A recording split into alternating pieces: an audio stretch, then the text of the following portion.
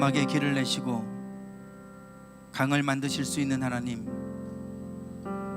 오늘 우리가 그 기적의 하나님 앞에, 능력의 하나님 앞에 믿음으로 나아갑니다. 늘 우리의 믿음을 보시고 그 믿음을 통해 기뻐하실 뿐만 아니라 그 믿음을 통해 역사하시는 아버지 하나님, 우리가 하나님의 위대하심을 찬양하며 하나님의 능력 앞에 엎드리며 경배하며 나아갑니다.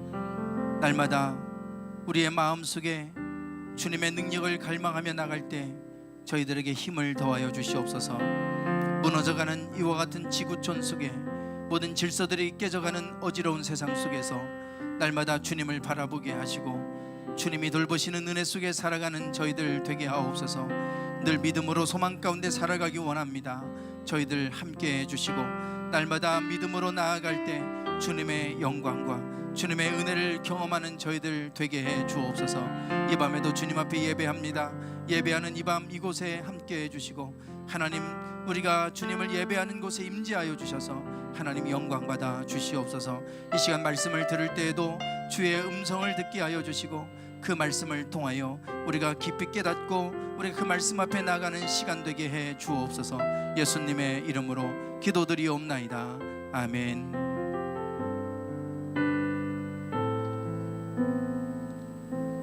성경 말씀 로마서 1장 16절과 17절입니다.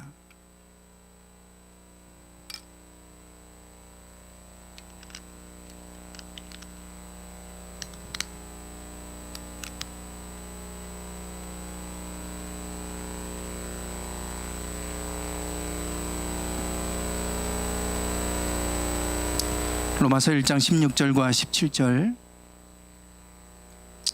두 절 말씀 우리 함께 읽겠습니다. 내가 복음을 부끄러워하지 아니하노니 이 복음은 모든 믿는 자에게 구원을 주시는 하나님의 능력이 됨이라. 먼저는 유대인에게요 그리고 헬라인에게로다. 복음에는 하나님의 의가 나타나서 믿음으로 믿음에 이르게 하나니 기록된 바 오직 의인은 믿음으로 말미암아 살리라 함과 같으니라. 아멘.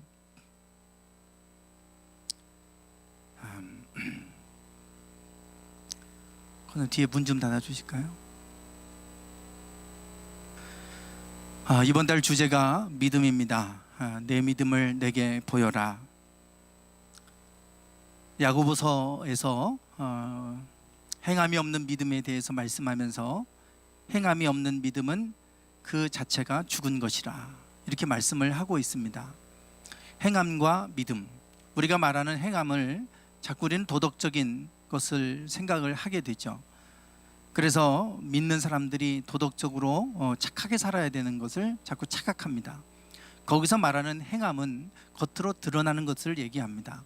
하나님의 일하심, 역사, 일한다 할 때 역사도 에르곤, 행함이에요. 하나님이 뭔가 행하시는 거죠. 그것도 역사라고 번역을 한 것인데 원어는 똑같습니다. 우리가 뭔가 역사하는 거, 그러니까 믿음이 역사하면 그것이 드러나는 거 아니겠습니까? 하나님이 역사하시면 우리 삶 속에서 많은 기적들이 일어나는 것처럼 믿음이 역사하면 뭔가 거기에서 역사가 일어나겠죠. 그 에르곤이에요.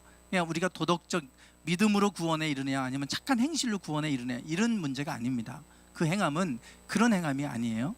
그래서 말로는 너희가 믿음이 있다고 그러는데 왜 믿는다고 하면서 너희들 행실에는 아무 역사가 없느냐, 그거를 얘기하는 거예요. 우리가 하나님을 믿는다고 하는데 그 속에 하나님의 일하심을 경험하지 못하고 있다. 그러면 그 믿음을 돌아보라는 얘기입니다. 그런 믿음이라면 그 자체가 죽은 것이다. 오늘날 많은 사람들이 죽은 믿음으로 그 믿는다고 하면서 그 죽은 믿음 안에 있는 경우가 얼마나 많았습니까? 이제는 그런 믿음들은 다 소멸될 겁니다. 살아있는 믿음만, 그 믿음만이 결국 살아서 역사할 겁니다. 그래서 오늘 우리가 그냥 종교로서의 믿음이 아니고 정말 하나님에 대한 신실한 믿음, 그 믿음은 우리 안에서 살아서 역사하는 줄 믿습니다. 그 믿음을 내게 보여봐라. 말로만 믿음 얘기하지 말고 너의 삶 속에서 드러나는 행함을 보여봐라. 그 믿음이 있다고 하는 것, 너의 믿음이 드러나는 행실을 좀 보여봐라 라고 이렇게 야고보서는 우리를 향하여 촉구하고 있습니다. 요즘에 미국의 메이저 리그 야구가 지금 시작이 돼서 한참 또 진행하고 있습니다. 물론 무관중 경기를 하고 있죠. 우리나라의 류현진 선수가 또 메이저 리그에서 활동을 하고 있기 때문에 많은 사람들이 이 류현진 선수에 대해서 또 관심을 갖고 또 시청을 하고 있습니다. 우리 대전 한화에서 뛰었던 선수였고, 그리고 또 한국을 대표하는 투수 아니었습니까? 그랬던 류현진 선수가 미국의 LA 다저스에 직접 다이렉트로 뭐 마이너 리그도 아니고 메이저 리그로 이렇게 들어갔어요. 들어가서 그래도 좋은 활약을 보여줬습니다.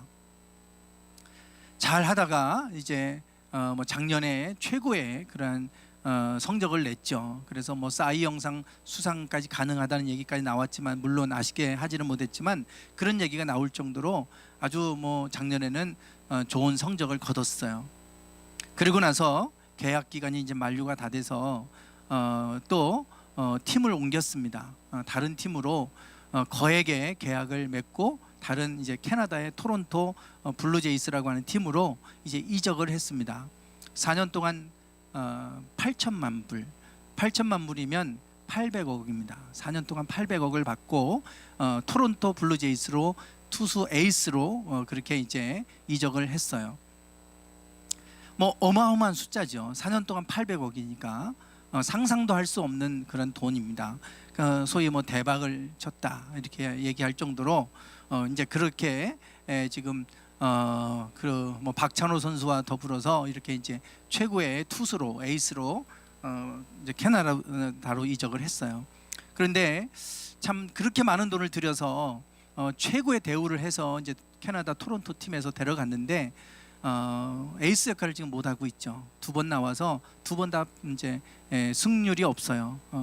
많이 안타도 맞고 잘 제구가 안 되고, 뭐 코로나 때문에 중단됐다가 다시 시작이 되고, 또 캐나다는 미국하고 뭐 그 미국의 메이저 리그 안에 소속돼 있기는 하지만 국경이 달라서 국경을 폐쇄하기 때문에, 그래서 이제 미국에서 떠돌아다니면서 자기네 숙소에서도 제대로 쉬지도 못하고 이제 여러 가지 좋지 않은 조건에서 이제 하고 있기 때문에 그렇다고는 하는데, 어쨌든 에이스의 역할을 좀 못해서 거액의 돈을 들여서 데려왔는데 그런 역할을 못해서 좀 아쉬움이 있어요. 뭐 내일 또 이제 3번째 등판을 한다고 하니까 뭐 응원해 달라 뭐 이런 얘기들도 하고 이제 그럽니다.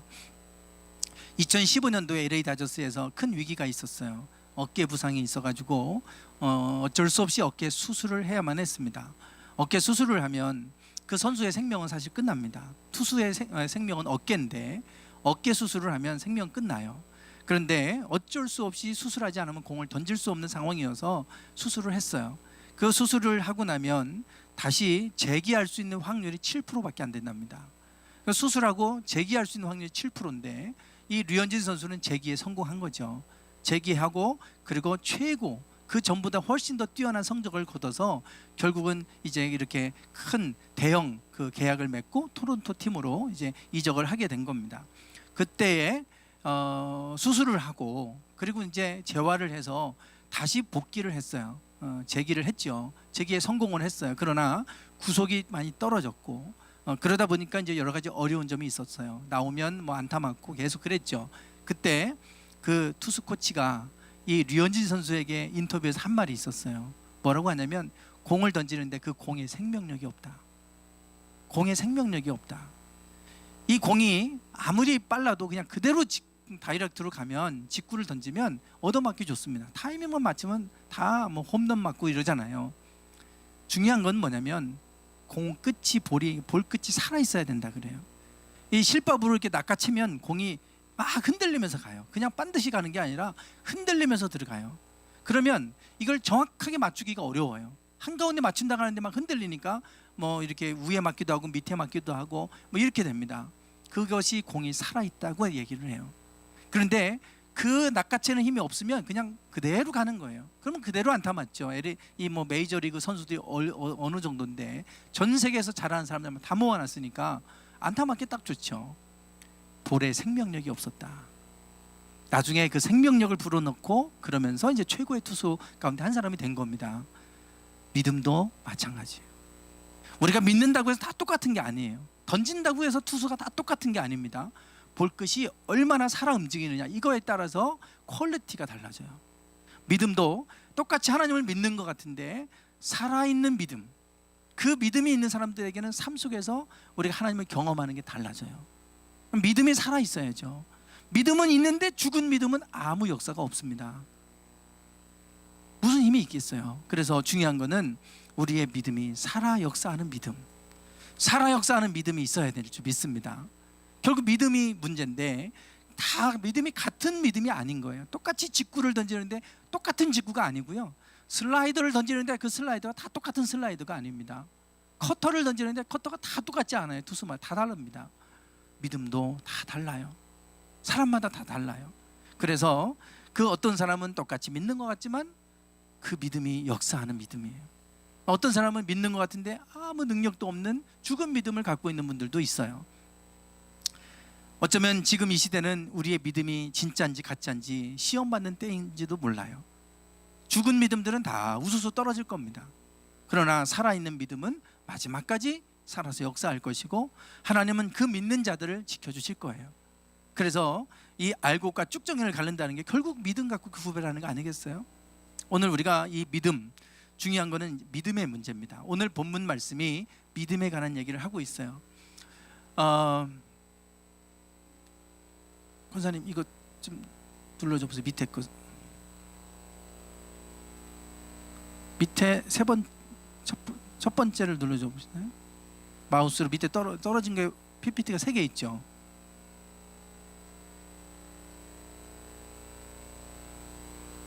됐네요. 네, 본문에 16절에 보면 내가 복음을 부끄러워하지 않는다 그랬어요. 사도 바울은 복음을 내가 부끄러워하지 않고 복음을 전한다 그랬는데, 이 복음은 믿는 자에게 구원을 주시는 하나님의 능력이 된다. 이 복음은 모든 믿는 자에게 구원을 주시는 하나님의 능력이라 그랬어요. 이 능력, 하나님의 능력은 복음에 나타났는데 그게 어떤 사람에게 능력이 되냐면 믿는 자에게 이 복음은 능력이 된다는 거예요. 복음은 간단하잖아요. 기쁜 소식입니다. 그 기쁜 소식이 뭐냐? 하나님의 아들 예수님이 이 땅에 오셔서 우리 죄를 위해 죽으셨다는 거예요. 그래서 누구든지 예수님을 믿으면 하나님의 자녀가 되는 권세를 주셨다, 그거잖아요. 내가 의로워서 하나님의 자녀가 되는 게 아니라, 내 행위로 하나님의 자녀가 되는 게 아니라 하나님이 나를 자녀 삼아 주셨다는 거예요. 그 아들 예수 그리스도를 믿는 자에게는. 그게 복음 아니겠어요?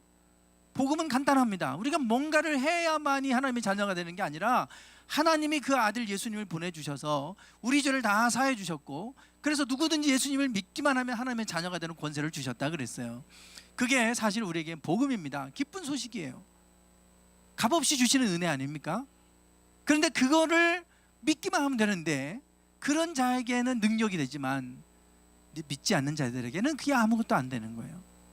그래서 이게 유대인이나 헬라인이나 누구든지 아무 상관없다는 거예요. 유대인만이 하나님의 능력이 되는 게 아니고, 또 헬라인만이 해당되는 말씀이 아니라 누구에게나 해당되는 말씀이다. 모든 믿는 자에게는 하나님의 능력이 된다. 결국은 믿는 모든 자에게는 하나님의 능력이 되는 이 복음에 대해서 내가 전하겠다 그러는 거예요. 그리고 나서 17절에 이렇게 말씀합니다. 복음에는 뭐가 나타났습니까? 하나님의 의가 나타났대요. 이 17절 안에 우리의 복음의 진수, 핵심적인 메시지가 이 안에 있습니다. 복음에는 뭐가 나타났는가? 하나님의 의예요. 우리의 의가 아닙니다. 하나님의 의예요. 우리가 무엇을 의라고 말할까요? 정의란 무엇입니까? 정의가 도대체 뭐예요? 우리가 공정한 세상 얘기하고 정의 얘기하고 정의로운 세상 얘기하는데 정의가 뭡니까? 지금 민주당에서 얘기하는 다수결에 의해서 표를 줬으니까 우리가 마음대로 해도 된다, 그게 정의입니까? 똑같잖아요. 사실은 뭐 민주당이고 뭐 미래통합당이든 뭐든 그 당과 상관없이 인간은 정의를 이룰 수가 없어요. 누구에게는 정의가 될지 몰라도 누구에게는 정의가 되지 않습니다. 그게 한 사람에게 이 사람에게 맞추면 이 사람에게는 정의가 될지 몰라도 반대편에는 불공정한 사람들이 반드시 있게 마련이에요. 어떻게 모든 인류에게 정의가 되는 게 있겠어요? 이 인류에게는 절대 정의가 없습니다. 그러니 자꾸 공정한 세상 이룬다, 정의를 얘기하고 다 허울 좋은 얘기입니다. 성경은 이미 우리의 의로는 구원을 얻을 자가 없다고 말하고 있어요. 우리는 뭐 어느 정파, 기독교는 정파에 해당되는 게 아니에요. 하나님의 나라, 우리는 하나님의 의를 바라는 사람들이지, 어느 특정한 정파를 지지한다고 해서 장로가 대통령 된다고 해서 나라가 바뀌었습니까? 아니잖아요.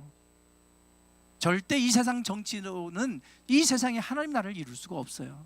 만약에 그럴 거라면 예수님께서 이 땅에 오셔서 로마와 맞서 싸우셔야죠. 그리고 로마 안에 그 기독교 국가를 만들어야 될 거 아니에요? 이미 로마를 기독교 국가로 만드셨어요. 하나님이 국교화시켰더니 타락하잖아요. 중세시대 때 얼마나 타락했습니까? 암흑시대가 오잖아요.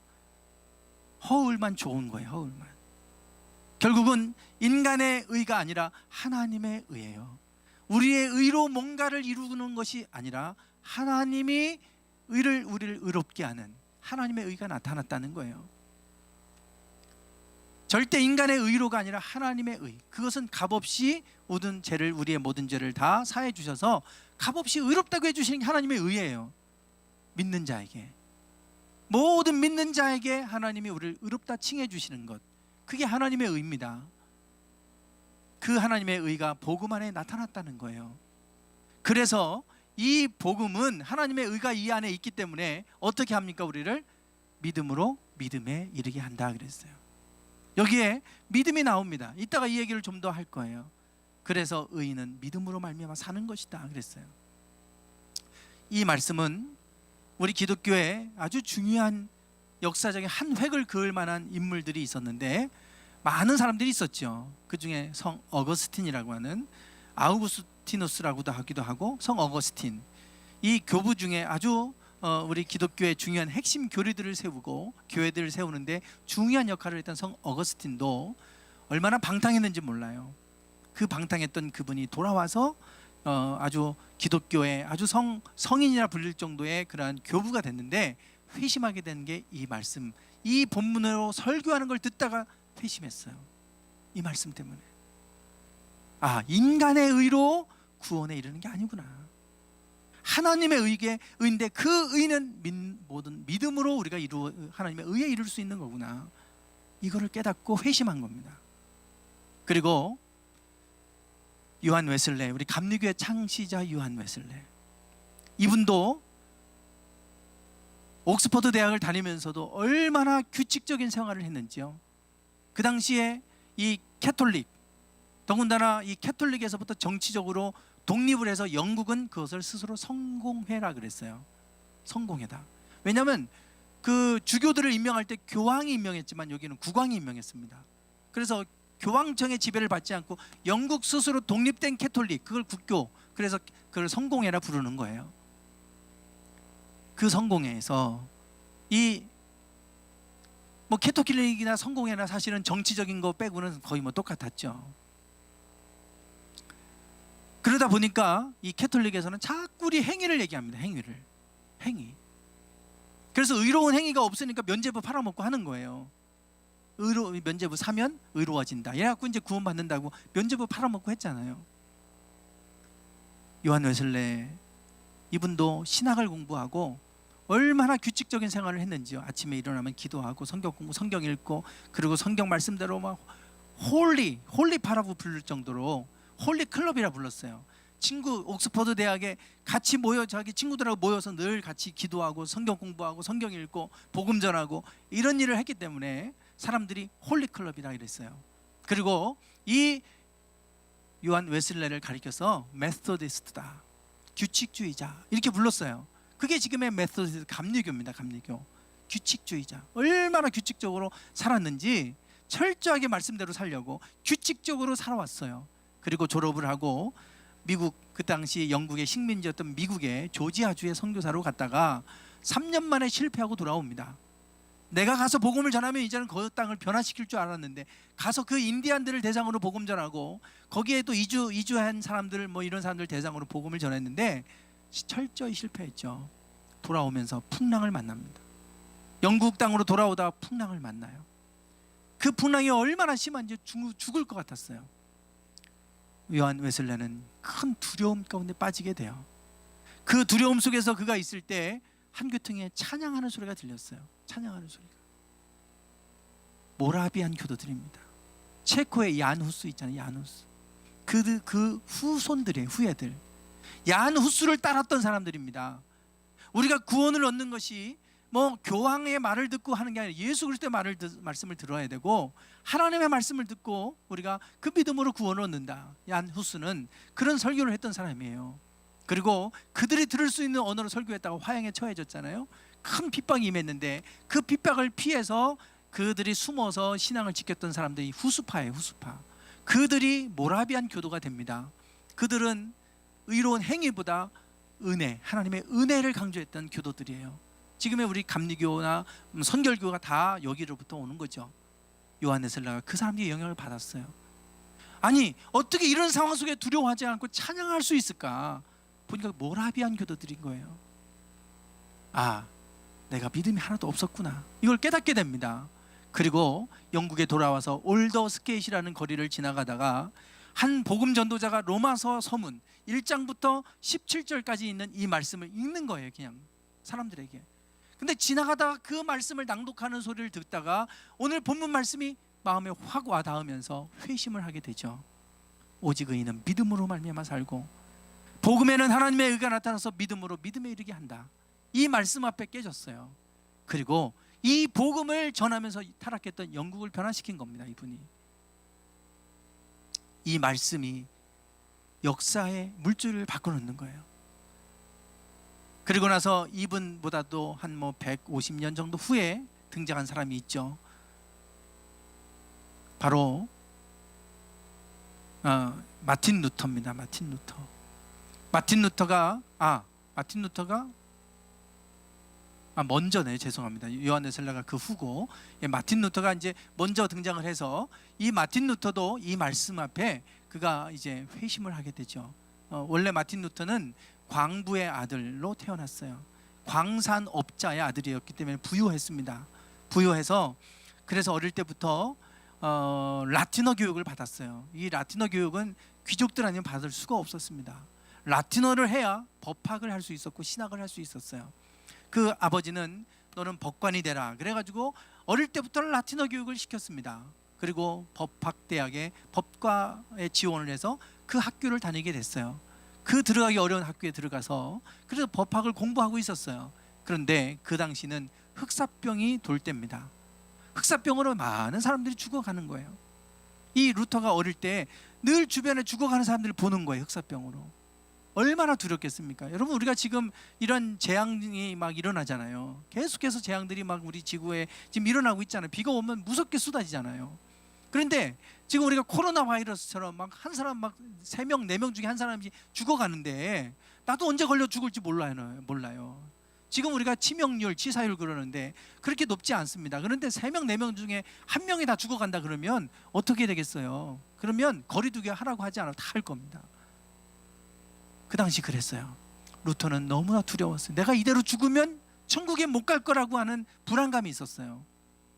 그래서 늘 법과대학을 다니고 있었지만 늘 내가 이대로 죽으면 나는 지옥 갈 텐데 이 두려움이 있었습니다. 그러다가 늘 그 갈등 가운데 이렇게 있다가 내가 이렇게 사느니 차라리 수도원에 들어가서 수도사가 돼야 되겠다. 그러면 천국 갈 수 있겠지. 이래가지고 본인 마음에 수도사가 되기로 결정합니다. 그리고 이제 아버지에게 허락받으러 간 거예요. 집으로, 고향 땅으로.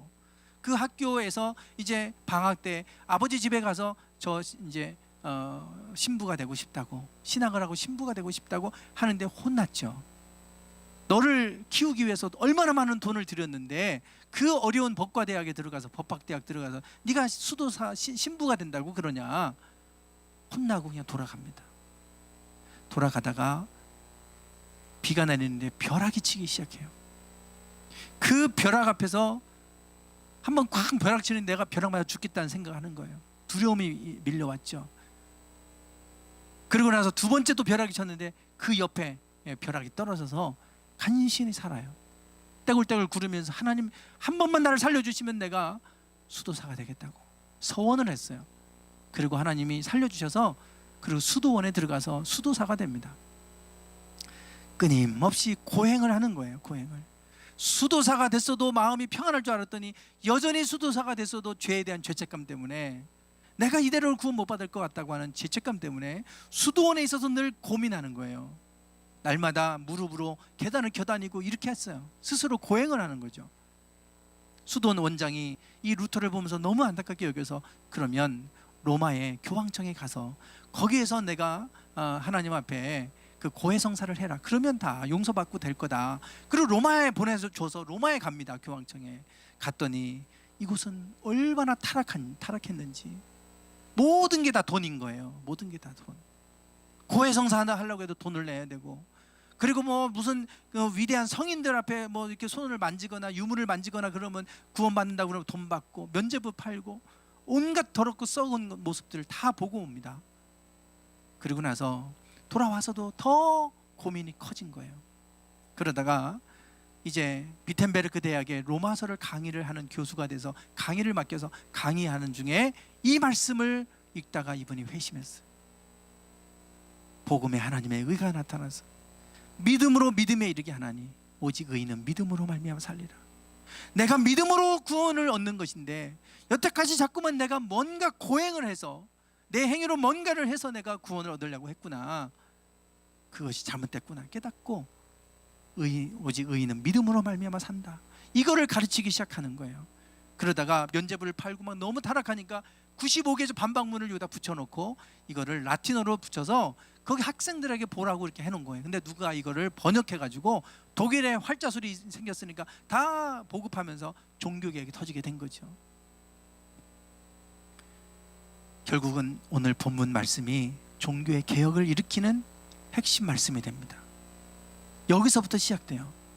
타락했던 영국을 살렸던 것도 이 말씀으로부터고, 그 성 어거스틴을 있게 한 말씀도 이 말씀이에요.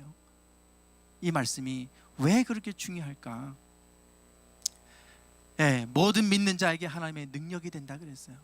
그리고 그 능력은 유대인이나 헬라인이나 모든 사람에게, 믿는 자에게는 다 동일하게 적용되는 말씀이죠.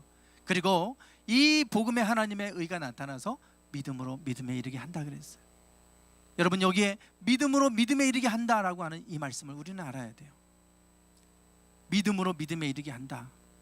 이 말씀을 제가 로마서 강의할 때도 그랬고 여러 차례 말씀드렸죠. 이 믿음으로 믿음에 이르게 한다, 이 말씀을 저도 로마서 강의를 신학원에서 강의하면서 그러면서 이게 도대체 무슨 의미지? 그냥 그전에는 그냥 믿음에 이르게 하는구나 이렇게만 그냥 읽다가 강의를 하면서 제가 이 원어로 한번 봐야 되겠다는 생각이 문득 떠올라서 원어를 찾아봤어요. 그랬을 때 이렇게 되어 있습니다. 테오스 에이스 피스틴 이렇게 되어 있어요. 피스, 여기 에크, 이것도 믿음이고 이것도 믿음이에요. 에크, 뭐뭐로부터, 아우러브, 뭐뭐로부터 흘러나오는 거예요. 에이스, 어디 안으로 들어가는 겁니다. 믿음에서 나와서 믿음 안으로 들어간다. 믿음으로부터 나와서 믿음 안으로 들어간다. 앞에 믿음과 뒤에 믿음이 다른 겁니다. 다른 거예요. 오늘 우리가 전자의 믿음과 후자의 믿음이 있는데, 의인은 믿음으로 말미암아 산다고 할 때 요 믿음으로 사는 겁니다. 요 믿음이 달라요. 지금 믿음으로 믿음에 이르게, 이 믿음에서 나와서 이 믿음으로 들어가는 거예요. 이 믿음은 아까 제가 서두에서 말씀드린 것처럼 생명력이 없는 믿음.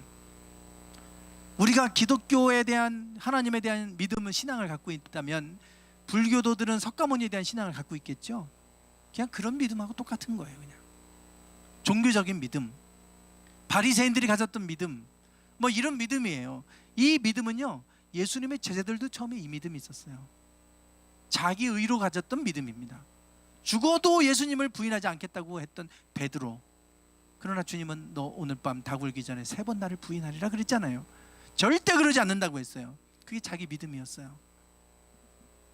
이 믿음 가지고는 절대로 구원을 받을 수가 없어요. 이 믿음으로는 세상을 이길 수가 없는 거예요. 그날 밤 불과 몇 시간도 안 됐는데 예수님 저주하면서 부인하잖아요. 이 믿음이 이겁니다. 이 믿음 가지고 있으면 다 넘어져요. 다 조금만 환란이 오면 다 넘어집니다. 이 믿음에서 이 믿음으로 들어가야 돼요. 이거는 차원이 다른 믿음입니다. 차원이 다른 믿음이에요. 이 믿음이 있을 때 사드락과 메삭과 아벳느고처럼 그리 아니하실지라도 왕이시여 우리는 절하지 않습니다. 불못불에 들어가도 사자굴에 들어가도 눈나라 깜짝하지 않잖아요. 이 믿음이 살아서 역사합니다. 오늘 우리에게 이 믿음이 있어야 돼요. 이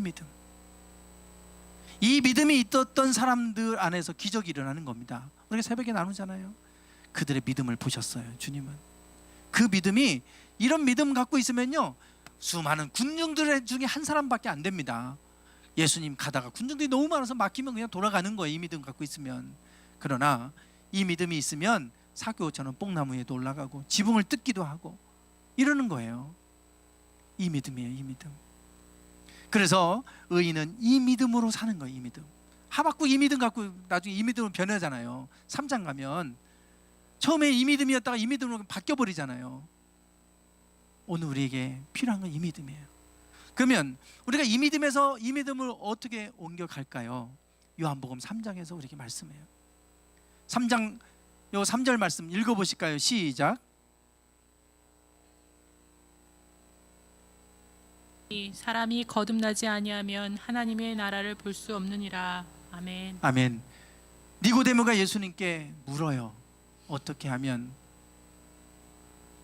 하나님 당신이 행하시는 기적들을 보니까, 표적을 보니까 당신은 하나님 보내신 선생님인 것 같습니다. 그랬을 때 예수님께서 니고데모에게 하신 말씀이 있죠. 사람이 거듭나지 않으면 하나님 나라를 볼 수 없다. 지금 동문서답 하시는 거예요. 지금 예수님이 행하시는 기적을 보고 니고데모가 찾아왔어요. 유대인의 관원, 지금 국회의원 같은 그런 지도자 니고데모가 찾아왔어요. 당신의 행하시는 일을 보니까 당신은 하나님이 보낸 선생님인 것이 분명해 보입니다. 그랬을 때 주님이 말씀하시는 건 사람이 거듭나야 하나님 나라를 볼 수 있다. 기적을 통해서 이 땅에서 일어난 일들을 보는 게 아니라 이 땅을 넘어서는 하나님의 나라를 볼 수 있게 된다. 거듭나야 된다. 그랬더니 어떻게 거듭납니까? 다시 태중에 드러나서 들어갔다 나와야 됩니까? 이렇게 묻잖아요. 그때 예수님께서 다시 하신 말씀이 있죠. 요 거듭난다고 하는 말을 성경을 찾아보면 관주가 붙어 있어요. 그게 아노덴이라고 하는 헬라어인데 위로부터 이렇게 돼 있습니다. 1번하고 밑에 위로부터 돼 있어요. 이게 1번인지 2번인지는 모르겠지만 거기에 관주가 붙어 있습니다. 그것이 거듭나다, 또 위로부터 나다, 이런 뜻이에요. 그러니까 내가 위로부터 나지 않으냐면 이렇게 번역을 안 하고 이게 거듭나다고 번역을 한 거예요. 지금 이 아노데는 거듭나는 것이, 다시 태어나는 게 위로부터 나는 것이다. 예수님 그렇게 말씀하세요. 이 아노데는 그런 의미예요. 내가 뭘 열심히 해서 바뀌는 차원이 아니고요, 하나님으로부터 나오는 이런 변화를 얘기하는 거예요. 초월적인 변화죠. 그래야 하나님 나라 볼 수 있게 된다. 이거를 구체적으로 그러면 위로부터 나는 게 어떻게 나는 거냐, 3장 5절에 나와 있어요. 읽어보실까요? 시작. 예수께서 대답하시되 진실로 진실로 내게 이르노니 사람이 물과 성령으로 나지 아니하면 하나님의 나라에 들어갈 수 없느니라. 아멘. 네, 사람이 물과 성령으로 난다. 위로부터 난다는 건 성령으로 난다. 아멘. 물과 성령으로 나는 거지 다시 뭐 태중에 들어갔다가 나는 이런 게 인간적인 것이 아니다. 성령으로 우리가 변화돼야 된다. 그래서 성령을 약속하시고 성령 기다리라고 그러시잖아요. 이 믿음은 하나님이 주시는 믿음이에요. 처음에는 내가 지식적으로 막 믿으려고 하는 그 믿음이 아니고요, 하나님으로부터 오는 믿음, 그게 위로부터 오는 믿음이에요. 성령님이 주시는 믿음이에요. 그러면 아무것도 변하는 게 없어도 믿어지고, 그렇기 때문에 염려하지도 않고 두려워하지도 않고 우리가 세상을 이기는 거예요. 이 믿음은 우리로부터 나오지 않습니다. 내가 이 믿음 가져야지 노력해서 가져지는 거 아니에요. 어느 날 하나님이 주셔요. 아멘. 어느 날 그게 믿어져요. 어느 날 영의 눈이 뜨여져서 하나님 나라를 보게 돼요. 그것이 예수님께서 지금 니고데모에게 가르쳐 주시는 겁니다. 이 믿음에서 믿음으로 이르게 되는다고 말씀하고 있는데, 오늘 우리가 사도 바울도 처음에는 전자의 믿음이었죠. 사울이 자기 율법의 의로 막 구원받으려고 했잖아요. 나중에 그 의가 성령의 법으로, 죄와 사망의 법에서 성령의 법의 의를 죄와 사망의 법에서 해방하였느니라 그러잖아요. 성령의 법에 대해서 말씀하고 있어요. 오늘 이 믿음은 하나님이 우리에게 주시는 것입니다. 이 믿음만이 세상을 이기고 이 믿음을 통해서 하나님은 일하시는 줄 믿습니다. 오늘 우리가 이 믿음을 갖기를 원합니다. 하나님, 우리에게는 믿음이 부족합니다. 하나님, 주님 내게 오셔서 임재해 주셔서 하나님 이 믿음을 더 강하게 해주세요. 왜냐하면 우리는 사람이기 때문에 자꾸 믿음이 약해져요. 왜냐하면 하나님께로부터 오는 믿음이기 때문에요, 하나님으로부터 멀어지면 믿음은 약해지게 되어 있습니다. 그러나 이 믿음이 하나님 안에 있으면 믿음은 강해져요.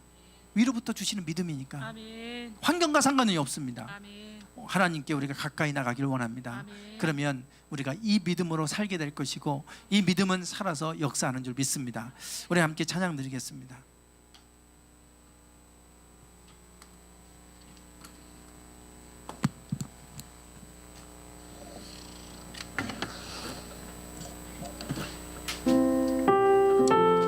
우리 아까 우리 부른 찬양 다시 한번 하겠습니다. 주역이 운행하시는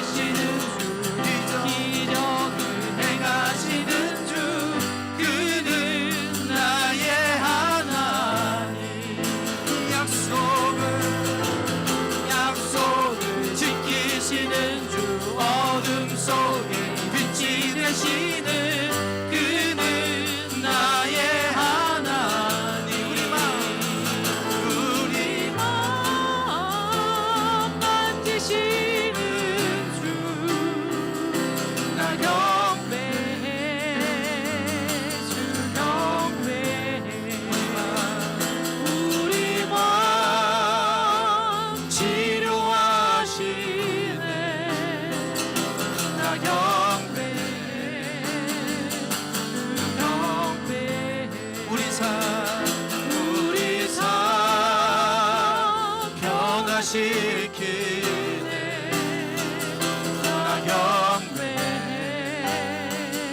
주 경배해 우리 맘 고쳐주시네. 나 경배해 주 경배해 우리 삶 변화시키네. 우리 삶 변화시키네. 나 경배해 주 경배해 우리 맘 고쳐주시네. 나 경배해 주 경배해 큰 길을 만드시는 주 기적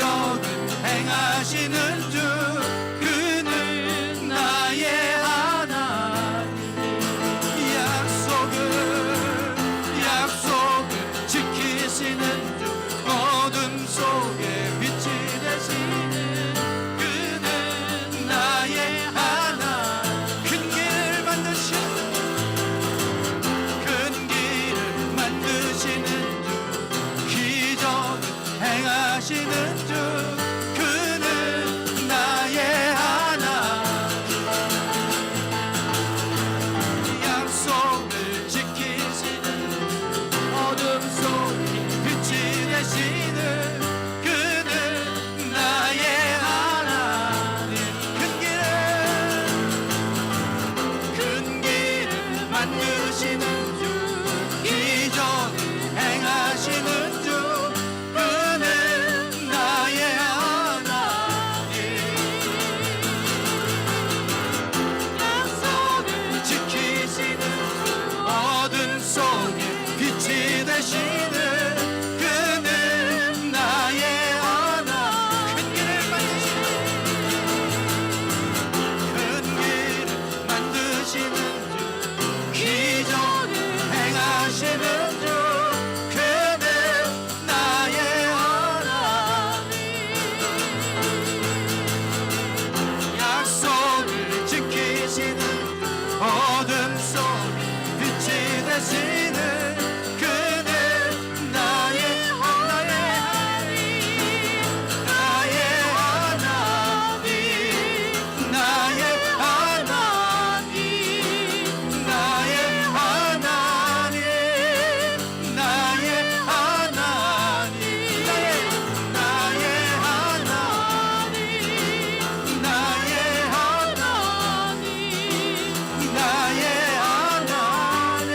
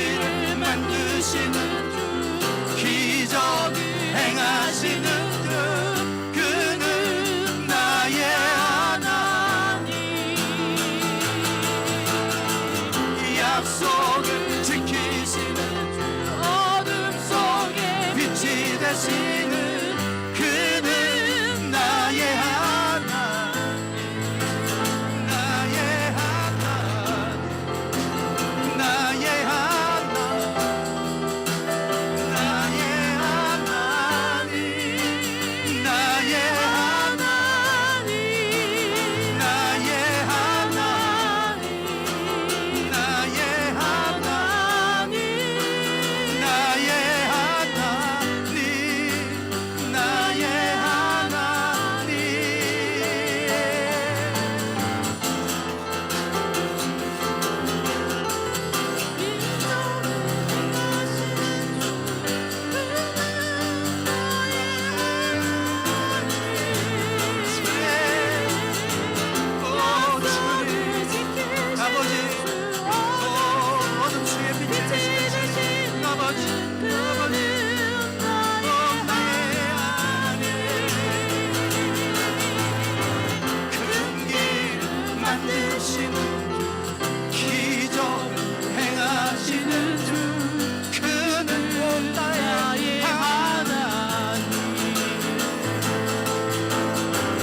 약속을 지키시는 주, 어둠 속에 빛이 되시는 그는 나의 하나님,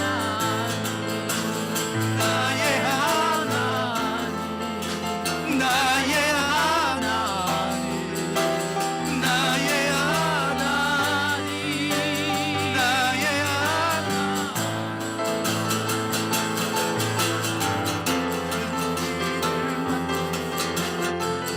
기적을 행하시는 주, 그는 나의 하나님.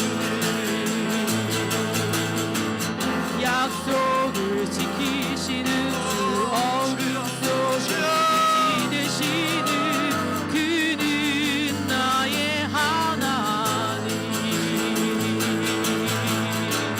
큰 길을 만드시는 주, 기적을 행하시는 주, 그는 나의 하나님. 약속을 지키시는 주, 어둠 속에 빛이 되시는 그는 나의 하나님.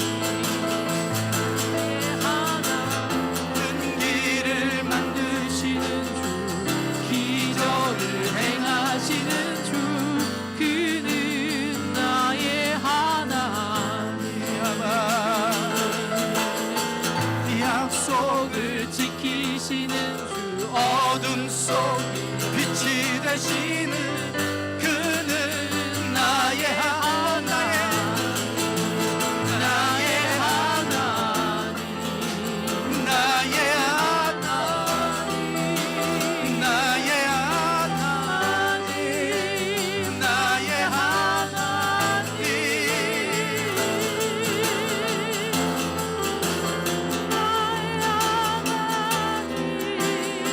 아버지,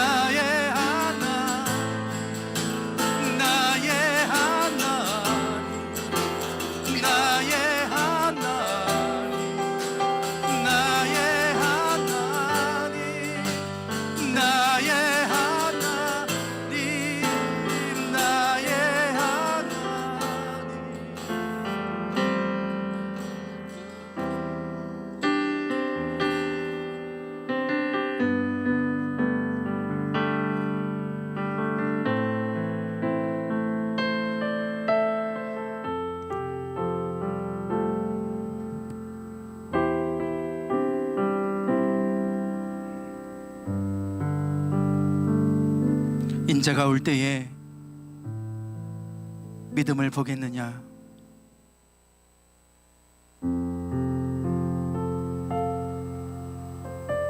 많은 사람들이 믿음에서 떠나고 배교하는 일이 있을 것이라고 주님은 우리에게 말씀해 주고 계십니다. 시험에 들지 않도록 깨어 기도하라. 믿음을 굳건하게 하여 저를 대적하라. 우리에게 계속해서 말씀하시는 것은 끝까지 믿음을 잘 지키라고 하시는 말씀입니다. 하나님, 우리의 믿음이 공격받고 시험받고 있는 이러한 때에 하나님, 우리의 믿음이 더 굳건하게 세워져 가기를 원합니다. 하나님, 지금까지 우리가 죽어 있었던 믿음으로 살아 있었다면 하나님, 이제 살아있는 믿음 가지고 살아가기 원합니다. 주님, 그 믿음이 하나님께로부터 옵니다. 위로부터 거듭나지 아니하고는 우리가 그 믿음 가지고 살아갈 수 없습니다. 주님, 우리를 붙잡아 주시옵소서. 주님을 더 가까이 하게 하시고 믿음의 주여 온전케 하시는 인 예수를 바라보며 나아가는 저희들 되게 해 주시옵소서. 주님 반드시 오실 것이고 우리가 주님 오실 때의 영광 가운데 주님을 맞이하게 될 것입니다. 주님, 우리가 믿음을 잃지 않게 하여 주시고 주님이 마실 때 기쁨으로 주님 맞이할 수 있는 저희들 되게 해 주옵소서. 한 심령도 믿음에서 떨어지지 않게 하소서. 우리 풍요로운 교회 성도들을 지켜주시고 한 심령 한 심령들을 하나님 주의 권능의 팔로 붙잡아 주셔서 이 약한 세대 속에서 흔들리지 않게 하여 주시고 시대의 표적을 분별하게 하여 주셔서 끝까지 굳건한 믿음으로 이 악한 마귀를 대적하며 승리하며 살아가는 우리 풍요로운 교회 모든 성도들 다 되게 해 주옵소서. 지금은 우리 주 예수 그리스도의 은혜와 아버지 하나님의 극진하신 사랑하심과 성령님의 감동과 충만하심이 하나님이 기뻐하시는 참된 믿음의 사람으로 변화되어서 그 믿음으로 세상을 이기며 살기를 소망하는 당신의 사랑하는 모든 성도들 위해 이제부터 영원토록 함께 하시기를 간절히 축원하옵나이다. 아멘.